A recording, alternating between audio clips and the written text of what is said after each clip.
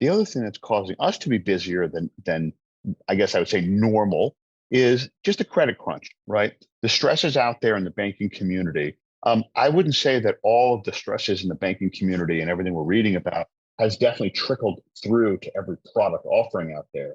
But I am getting more calls, and literally three this week, which I don't normally get three in 1 week, for some larger transactions. So our bread and butter is sort of traditional residential rentals, flips, holds, burn method, that kind of thing. Having said that, we do commercial transactions as well, small multifamily, small commercial buildings, small meaning sort of 1 to 3 million, commercial, retail, strip center, mixed use, et cetera.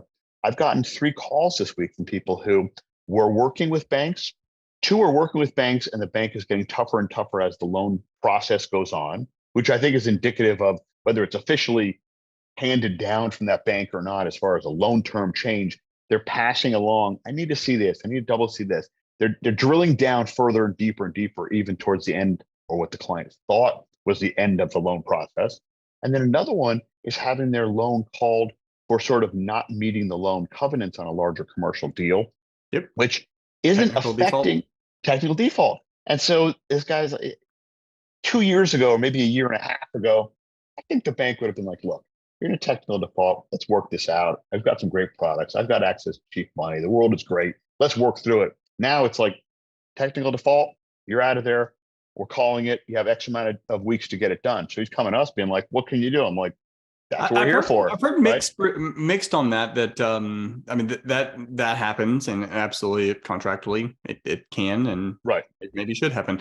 But also banks, especially those who went through 2008, are being a bit more cautious on flooding their balance sheet with REOs. So 100%. having an incentive to see if it can work out. Now, if there are certain things they probably won't look past, but if it's just the DSCR and it's maybe a basis point or two below minimums, maybe I working think with you're you.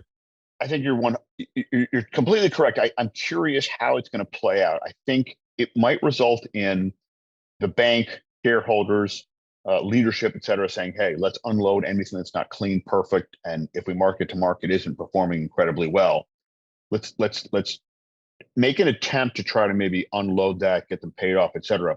Having said that, if they don't, let's definitely look at it through a different lens and with a different perspective, so we don't end up holding on to some junk, and we figure things out. We get creative. We figure out, do we take short pays? Do we help them find other resources? Do we really dig deeper and try to figure out ways to still make this work in a positive way? To your point of not having to hold on to a bunch of stuff, but they're real concerns any which way you hold it, because the numbers are fleshing out to if and when you mark to market all of this bank debt and these larger commercial transactions and the other assets that they're holding, it's pretty deeply in the red, and that is obviously a I major forget concern. the number of CBRE loans that are not Oh yeah, refinanceable. It was a considerable number. I want to say it was like 30 or 40%. yeah, It was a mind blowing, lot. mind But blowing. there's a record number of bridge debt that's coming due Yep. this year, and a lot of them, even if they did get some rate caps, it still doesn't really matter when it comes to refinancing. It's just going to be at market rates. Correct, and but that's our approach, and this ties into what you're saying, and really ties into a little bit of our approach as sort of a local/regional lender. We take a very common sense approach to things we look at, right? Very common sense. Can you afford this? Can you not afford this? Does the exit work? Does the exit not work? We're very conservative, and maybe that's really the end or the answer to the question or comment I'm going to make right now, which is, if I'm buying transactions, large commercial, or certainly a small property too, I have to think about and not base my cash flow and projections based on that 3-year rate.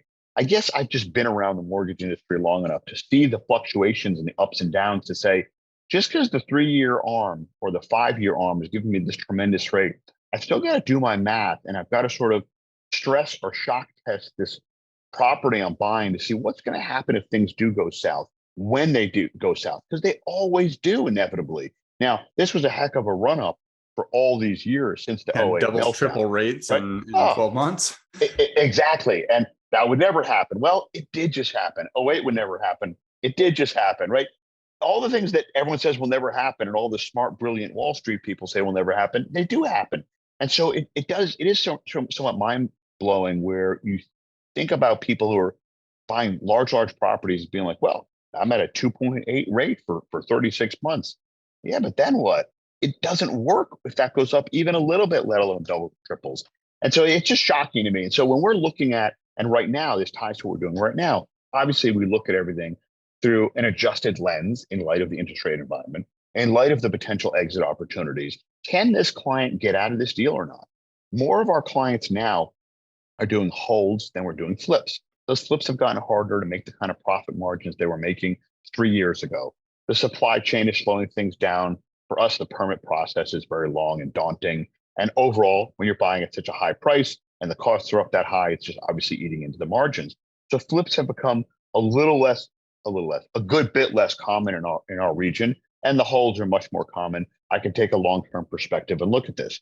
But when we're helping people out with that BRRRR method and looking at that, we're still trying to figure out and really make sure we're doing that math, not necessarily based on what rates are this minute, but what could rates be? We want to make sure there's a little padding there. Does that make sense? And it doesn't mean we won't do the deal, but we're very transparent in talking with the client and saying, I just want to make sure you're aware of what the math could, should, and may look like. And that plays out mainly for the landlord investor, right? Who's going to flip it and then refi. Correct. Yep. They're gonna, right. Buy, rehab, right. That whole BRRRR method. And then, so when you're looking to do that you're going to rent it, and then you're going to refinance it and repeat it. On that refinance, is that going to work?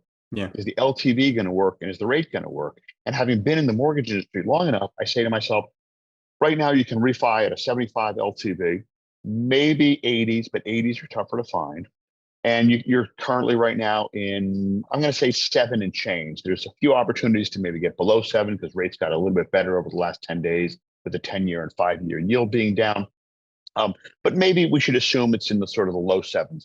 And so when I talk to someone, I say, that's what it is right this minute. But you're not going to be done with this property for 3, 6, maybe 9 months, depending on the size of the rehab. Let's just sort of shock test it and say, if that LTV gets squeezed a little bit with this sort of credit crunch, and everyone's saying we need to tighten up our guidelines, and maybe our LTV is 70 and I can't get you 75. And if the rate does go and it's 8.5 until you can refi out, are you going to be okay with that? Can you afford it? What's that going to do to your cash flow? Financially, is it still worth it or not? And it may be, depending on how that math works. But I think it's important for people to look at and be more realistic on a worst case scenario outcome. It's not always sunny skies and rosy scenarios. Because at the end of the day, the rental, like the worst case scenario is you have more cash out of pocket, because that's how you solve the problem. You just got to put more money down. 100%. So as long as you have that liquidity and you're okay with that scenario, you'll be fine. That of course affects your returns and all that, but as long as you're okay with that, that's the it covers you. If this problem happens, can I solve it? And what are my solutions? Is that okay? And then from there, you just make decisions. That's exactly right. But human nature results in so many people that we talk to. We talk to tons of people all the time, wanting to have the outlook always be the best case scenario. No, of course, I get mad whenever they quote me 5, and I get down there and they're like, "Oh, it's gonna be 5.25." I'm like, "What happened to 5?" Like, I'm not happy about it, but at the end of the day, I own the asset. If the rates go down, I'll just refi. Well, that's it. The line I always use is, at the end of the day, long-term holds, you're going to pay it back, make money, be profitable. It's a question of how long it's going to take to get there. Maybe it's a little longer than you'd hoped. Maybe it's a little shorter than you'd hoped, but you'll turn out positively over the long run. That is how real estate does work. Yeah. I mean, as long as you cash flow, including vacancy, repairs, CapEx, as long as you cash flow after that point, it's my opinion, it's assets under management. You're letting someone else pay off your mortgage. Time works in your favor. That's it. Everything else being equal. So, and the rule always is, and I always say this, and this is from me as well as everyone I run into, everyone says, I wish I bought more and I wish I bought it sooner. Not, I wish I bought when rates were lower. Not, I wish I bought only at this time. Buy one a year for 10 years, you're a multimillionaire. One a year for 10 years. It's very simple. You can do that with a full-time job. Very boring. One a year, but in 1 year for 5 years. Correct. You're not going to retire. Absolutely. But you got some cash flow. You got some money. You got some equity. Absolutely. Yep.